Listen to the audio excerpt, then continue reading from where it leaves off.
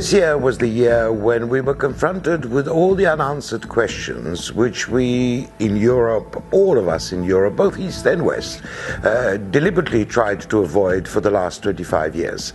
The question of what kind of a relationship we're likely to have with Moscow, with Russia as a whole. The question of what kind of Europe do we want. The relationship between NATO, for instance, as a provider of security, and the European Union as a provider of economic stability.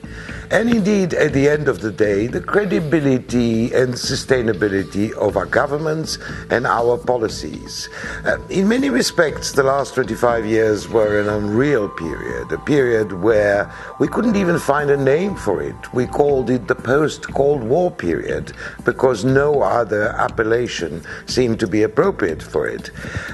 But this age is coming to an end. Sadly or luckily, Mr. Putin in Russia has forced us to answer all the inherently unanswerable questions.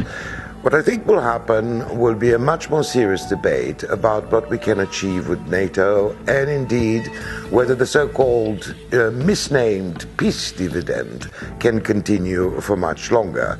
I don't think we are facing either a Cold War or a massive rearmament. I don't think European governments are either in a position or have the intention of boosting their defense expenditure too much.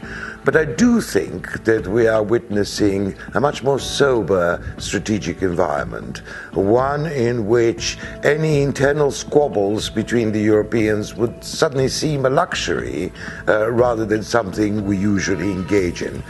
An age in which trying to coordinate our security policies and trying to maintain unity would be an aim in itself. There's no doubt for European security planners and strategy specialists that this is again a darkening mood, a darkening environment for the European continent.